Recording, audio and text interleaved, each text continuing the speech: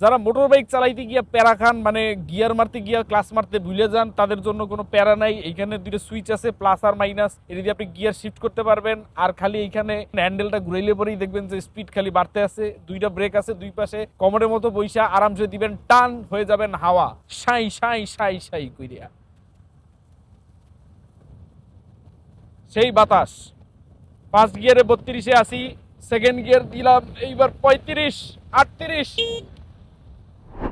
চায়নার রাস্তায় হাঁটতে গেলে ফুটপাতের মধ্যে দিয়া, সামনে দিয়া, পিছন দিয়া খালি ই বাইক নিয়ে ঠাস ঠাস টান মারে, চিপায় চাপা দিয়ে বেরোয় যায়, কেমনে বেরোয় যায় আওয়াজও পাই না, টেরও পাই না, অ্যাক্সিডেন্টও মাঝে মধ্যে হয়ে যায়। হাঁটাহাঁটির কোনো প্যারা নাই, আওয়াজও নাই, এক চার্জ দিবেন 100 কিলো যাবে। ই বাইক বাংলাদেশেও কম বেশি আসতেছে, কিন্তু ই বাইকের দামটা এখনো একটু বেশির কাতারেই বলবো, অত বেশি অ্যাভেলেবেল তাও না। এবং অন্যান্য ই বাইক দেখার আমার খুব একটা সুযোগ হয় নাই, এইটা আজকে পাইলাম, তো চালায় দেখি। এটা হচ্ছে ট্যাকিয়ন ফিউশন RS25। আপনার 6 থেকে 8 ঘন্টা চার্জ দিলে 120 কিলোর মতো যাবে, এবং টপ স্পিড 65 পর্যন্ত উঠে। গায়ে বাতাস লাগে, অন্যরকম একটা ফিলিংস। এই পাশে এক ভাই আমার থেকে আগে যাইতেছে, এটা মেনে নেওয়া একটু কষ্টকর হয়ে যাচ্ছে।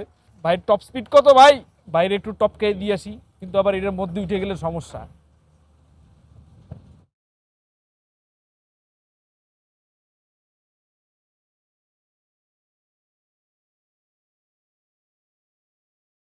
খালি টানবেন,